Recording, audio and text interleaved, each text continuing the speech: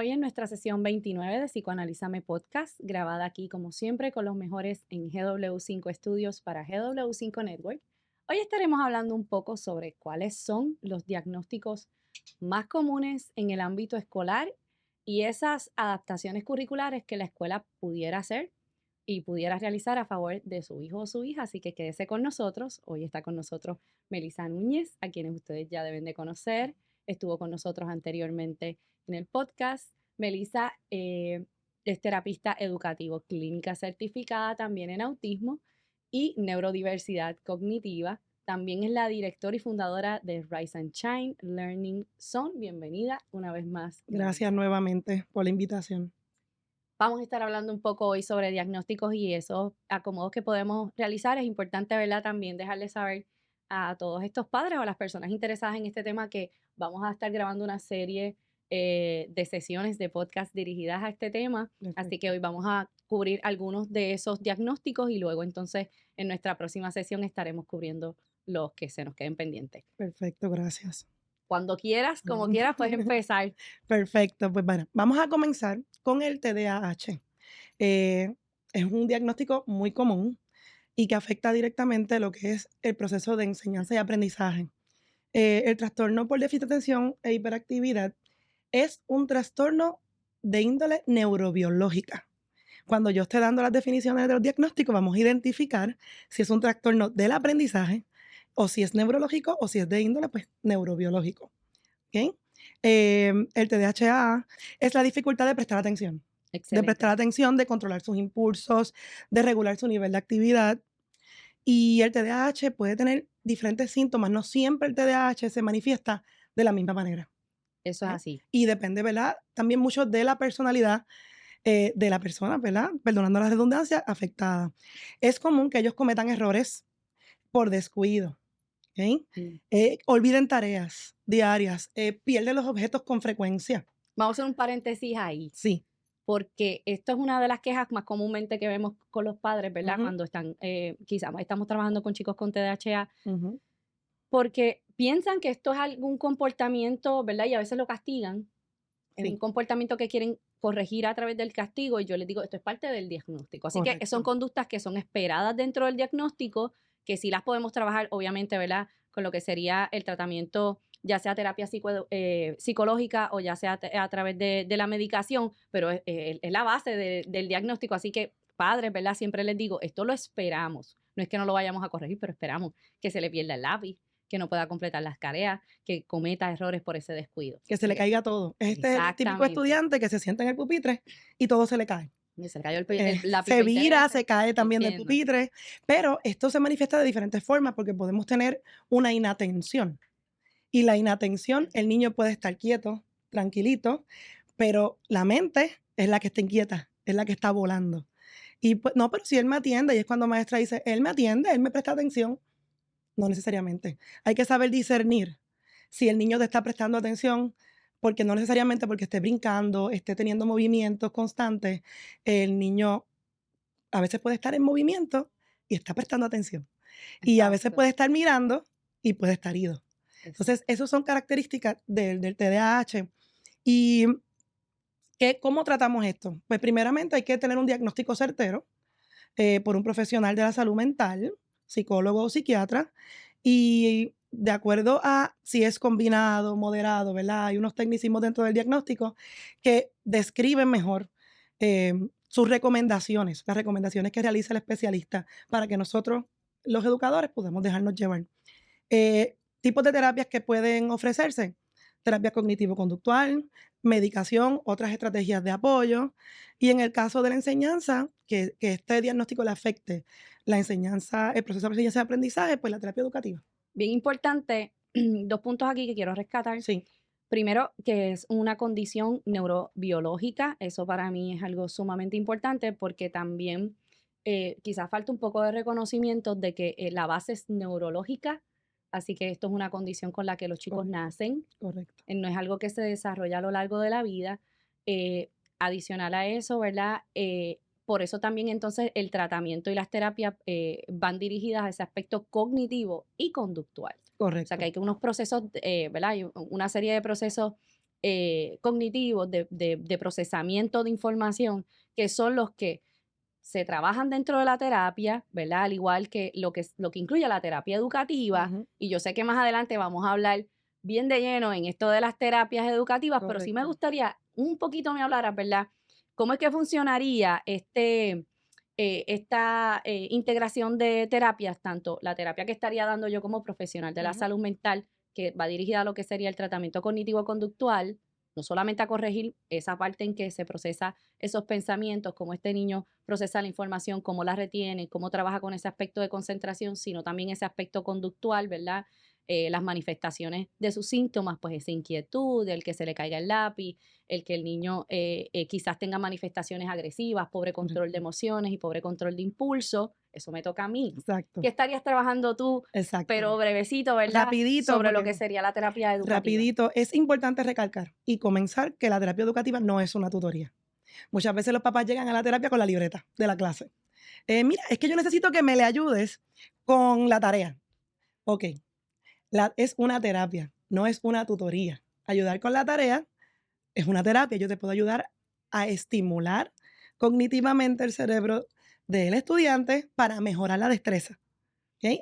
Un ejemplo de esa terapia educativa podría ser, quizás menciona un ejercicio que tú trabajas dentro de la terapia educativa que pudiéramos poner de ejemplo, quizás. Sí, pues, por ejemplo, la discriminación visual, Excelente. discriminación auditiva, podemos trabajar, iniciar la terapia, es bien importante, iniciar con un ejercicio de mindfulness, un ejercicio breve, 5, 8 minutos, de regular emociones, porque queremos un paciente ya en terapia, queremos un paciente calmado y dispuesto a recibir los beneficios terapéuticos. Receptivo a recibir Receptivo, entonces los beneficios de la correcto. terapia. Así que también hay una integración.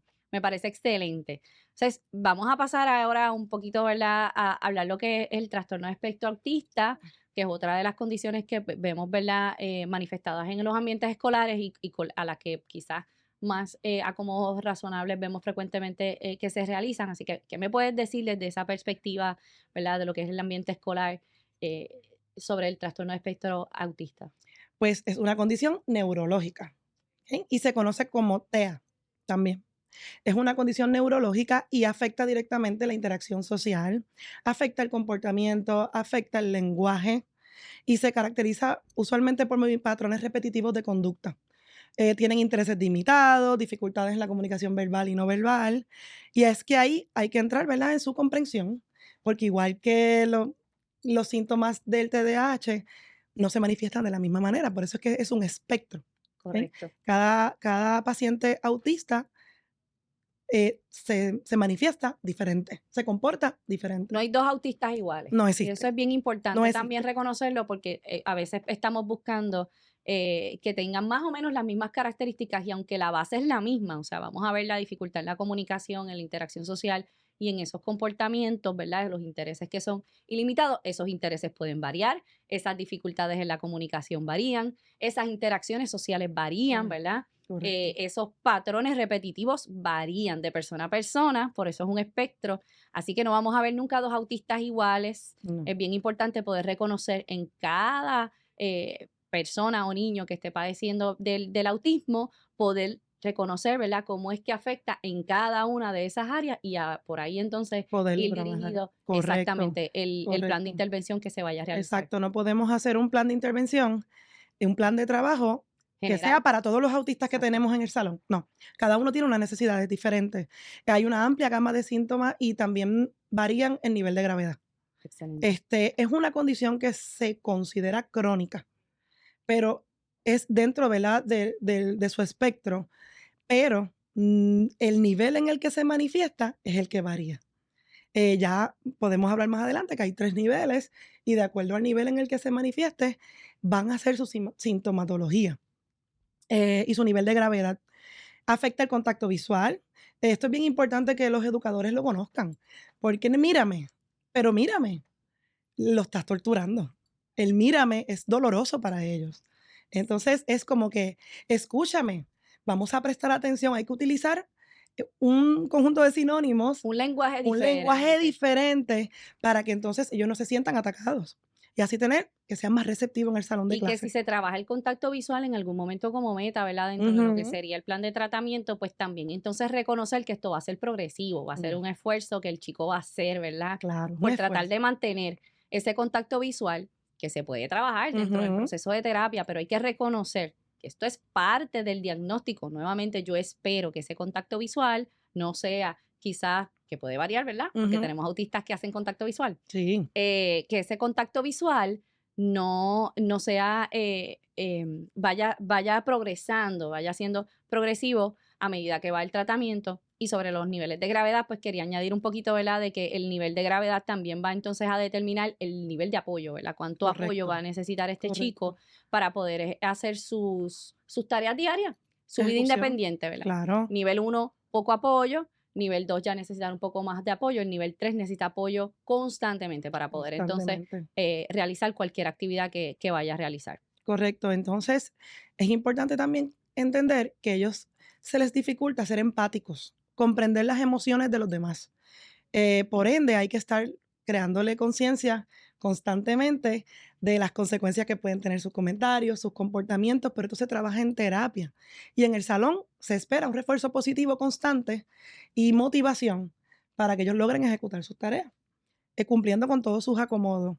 Se les dificulta mantener relaciones con sus pares. Por eso mismo, ¿verdad? Porque la dificultad que tienen quizás para comprender las emociones, y ahí yo también hago un paréntesis porque también veo mucho que más allá de la dificultad es más bien el reconocer cuál es la emoción, ¿verdad? Exacto, ¿Qué es lo que está sintiendo? Como tienen la dificultad en reconocer el lenguaje no verbal, que realmente es lo que está sintiendo esta persona y por lo tanto la respuesta que tienen a esa emoción puede ser que no sea apropiada, correcto, pero correcto. tienen la capacidad de amar y sentir, tienen la capacidad de comprender.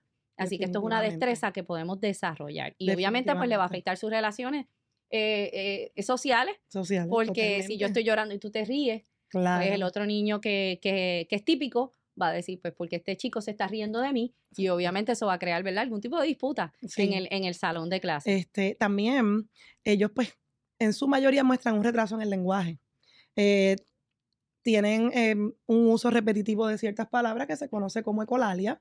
Usualmente yo les llamo como Ujú. el eco. Y eso, pues, también se les dificulta poder expresarse correctamente, expresar sus dudas, expresar todo lo que ellos sienten en ese momento. Tienen movimientos estereotipados que aumentan y se incrementan por la emoción, cómo se sienten. Em, y esto hay una sensibilidad sensorial y cuando, ¿verdad? Estamos hablando de todos los sentidos. No meramente de que no te puedo ver, no, no, puede haber una hipersensibilidad auditiva, una hiposensibilidad. O sea que, en efecto, uno tiene que familiarizarse con el estudiante, con el diagnóstico de ese estudiante en específico para poder ofrecerle un servicio de calidad y equitativo, justo, inclusivo al Exacto. estudiante. Esa parte, ¿verdad? De lo que sería la limitación en el lenguaje es sumamente importante, pues porque si el chico no puede expresar lo que está experimentando, lo que está sintiendo, ¿verdad? Lo que está pasando por su mente, limita el que nosotros podamos ofrecerle la ayuda. Así que tenemos que buscar dentro de lo que es el ambiente escolar, pues la forma de que este chico se pueda comunicar, ¿verdad? De Correcto. qué forma yo puedo lograr que él me pueda comunicar lo que está, lo que está sintiendo, lo que está pensando, lo que está sucediendo. Entonces, en cuanto a Correcto. lo que sería la sensibilidad sensorial, también me parece bien importante que como profesionales que estamos, ¿verdad? Trabajando con esta población y también en el ambiente escolar, reconocer cuánto es esa hiper o hiposensibilidad y en cuál sentido es que se manifiesta, porque Exacto. puede ser táctil y de Claro. repente la maestra, ¿verdad? Como hacemos, le agarramos la manita Ujú. para poder dirigir el trazo y el niño Va a saca retraer, la mano. va a retraer. Entonces ya yo sé que quizás esa intervención no va a ser apropiada por ahora para el chico y tengo que buscar una alternativa diferente. Pero si no lo conozco, yo, pero déjame ayudarte, ¿verdad? Mm, Insisto y lo que estoy haciendo es creando un ambiente quizás un poco tenso que tenso. tampoco va a ser Una in presto para que el chico pueda recibir la Igualmente instrucción. nos ayuda mucho el anticipar. Te voy a tocar la mano, Excelente. te voy a enseñar, y que él sepa lo que vas a hacer. Te puedo Él tocar o la mano, ella. también sería una buena Exactamente, intervención, ¿verdad?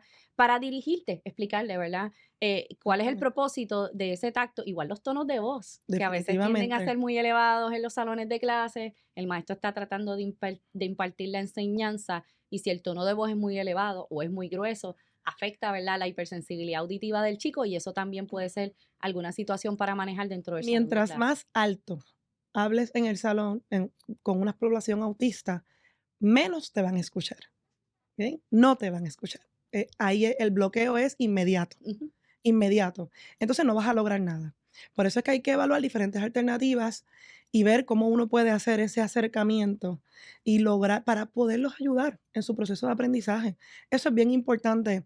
Em, la, esto debe, al igual que otros tipos de diagnóstico, esta condición debe ser evaluada y diagnosticada por un profesional de la conducta de la salud mental. Incluye psicólogos, también los pediatras hacen sus referidos, lo detectan y pueden referir al neurólogo, al psicólogo y a otros profesionales de la salud. Certificados en autismo, bien Bien importante. importante, Tiene que estar bien certificado, tiene que importante. ser una persona que haya recibido algún tipo de educación adicional, ¿verdad? Porque esto es un diagnóstico que, como sabemos, es un espectro, así Ujú. que se nos puede escapar algún chico, ¿verdad?, que quizás no tenga las características típicas más comunes y demos un mal diagnóstico, ofrezcamos un mal diagnóstico y esto que impacta todo, impacta la vida de este niño grandemente, pues porque vamos a estar ofreciendo un tratamiento para una condición que él no Que tiene. él no tiene. Entonces no Exactamente. vamos a poder lograr, ¿verdad? El objetivo del tratamiento, que es mejorar. Y es muy común, Oh, sí, es oh, muy sí. común, es muy común. Hay muchos niños dentro del espectro mal diagnosticados, por ende, la mitad de su vida están recibiendo un servicio que no es Que no es el el apropiado. apropiado. Y es por eso que es importante que el evaluador tenga las competencias. Claro. Eh, También es importante mencionar que el tratamiento temprano, la intervención temprana, es pieza clave, es fundamental para el éxito académico y en su desarrollo social del menor. Correcto. Es pieza clave. Mientras más a tiempo atendemos la situación, dejamos la negación, dejamos el no, el que el niño sea autista, no quiere decir que el niño no tiene la capacidad de aprender. ¿Ok?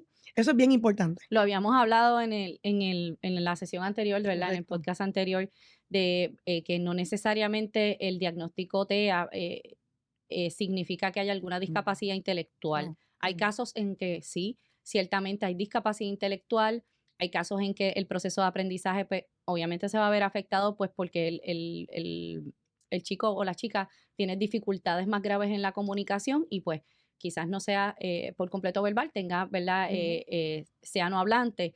Entonces, eso puede afectar también su proceso de aprendizaje, pero no, como hablamos, no todos los casos son iguales. No. Así que el chico sea diagnosticado con TEA no significa y no implica que este chico no va a tener la capacidad de Y poder también en aprender. muchas ocasiones el TEA no viene solito, viene acompañado. En muchas ocasiones, y es importante que ese profesional identifique si está solito o si está acompañado Correcto. para que reciba las terapias acorde a su diagnóstico, para cubrir esas necesidades ¿verdad? Del paciente. Muchas veces lo vemos acompañado del TDAH y Muy entonces yo común, le digo que tiene el combo agrandado. muy común. Y ahí entonces también implica otro tipo de tratamiento. No solamente estaríamos entonces trabajando a nivel, pues hablando como psicoterapeuta, ¿verdad? No solamente estaríamos trabajando ese plan de tratamiento dirigido pues, a desarrollar esas destrezas sociales, dirigido a ampliar sus intereses, sino también tendríamos que desarrollar un plan de tratamiento para trabajar entonces con todos los aspectos que incluye el TDAH, que los discutimos anteriormente. Correcto, Y también entonces poder considerar la posibilidad de algún tratamiento farmacológico, que sabemos que en casos con autismo y TDAH, pues el resultado casi siempre es positivo correcto. dentro del proceso de aprendizaje y el desarrollo de esa persona a nivel en general. Y no solamente la medicación, es un conjunto, Por eso, es un por eso. conjunto. Hay que trabajar en equipo, familia, personal administrativo del colegio, docentes, y de esa manera logramos mejores Claro. resultados. Y ahí está Logramos la eso. importancia de poder, que eso lo dijiste, me encantó que lo trajeras, de poder distinguir si hay un diagnóstico adicional, Correcto. poder el especialista reconocerlo para entonces ofrecerle el plan de tratamiento que cubra todas esas necesidades que el chico pudiera estar Dentro de ese presentando. plan de tratamiento, pues están las terapias conductuales, sí, educativas, terapias de habla y lenguaje, ¿verdad? Comunicológicas. Todo eso puede formar parte de una red de apoyo para el estudiante dentro de TEA. ¿Ok? Hablemos de dislexia ahora. Vamos a hablar un poco sobre dislexia y yo creo que ahí vamos a pausar para Sí. entonces continuar en la próxima sesión, pero sí, cuéntame, ¿qué tenemos ahí con la dislexia? Pues la dislexia es un trastorno del aprendizaje. A diferencia de los trastornos neurobiológicos, es un trastorno del aprendizaje. ¿Por qué? Porque afecta lo que es lectura, escritura, información, expresión escrita, todo eso. Y al afectar ese tipo de destrezas, afecta intrínsecamente el aprendizaje. Se caracteriza por la dificultad en decodificar palabras, en la fluidez lectora, en la ortografía, y ellos, mm, volvemos a lo mismo, puedes tener un estudiante con un coeficiente intelectual elevado, bien elevado, y que sea disléxico. Se le va a dificultar el aprendizaje. A lo mejor es este estudiante que no tiene todas A, tiene A, B, C, a veces tiene una contra D, pero eso no tiene que ver con su capacidad intelectual, es más bien con su dificultad de leer, escribir y procesar información escrita.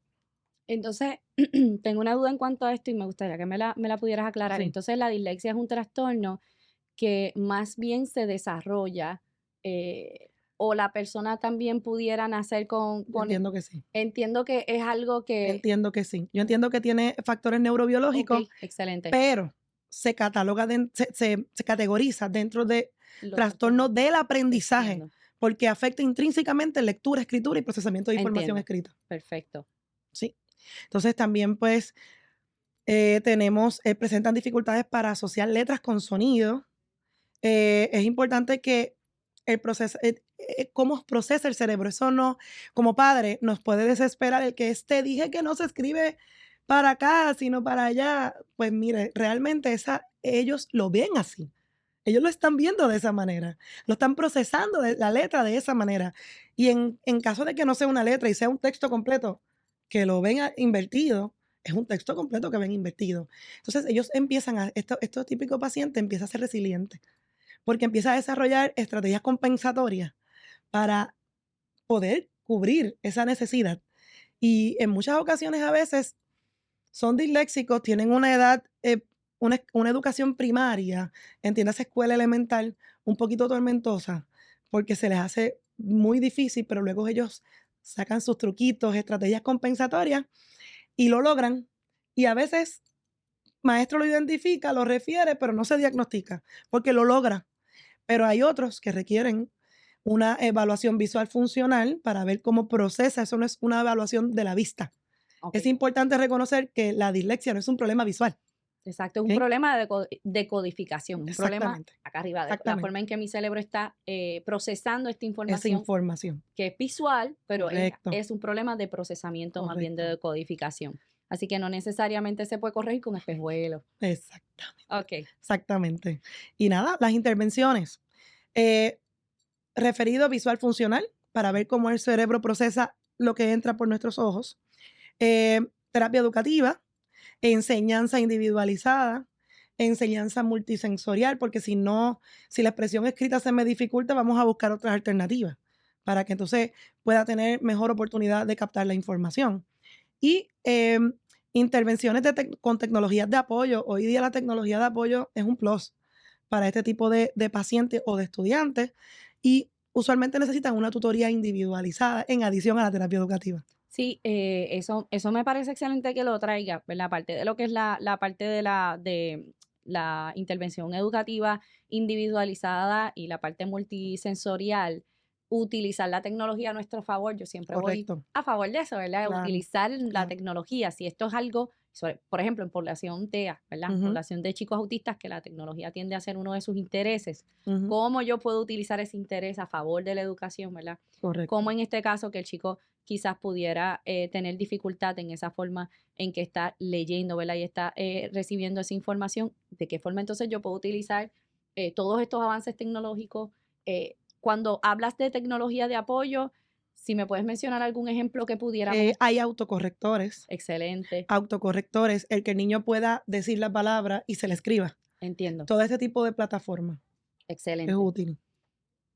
Aparte de esto, la parte de la terapia del lenguaje, pues ahí entonces entraría el otro integrante al Ujú, equipo, trabajando entonces todo lo que sería ese desarrollo del habla y lenguaje y la parte de la tutoría. Ahí sí estaríamos sí, entonces ahí sí. recomendando una tutoría Sí, entonces especializada en especializada. lo que es lectura, escritura y expresión decodificación, expresión escrita, cómo recibo lo que leo.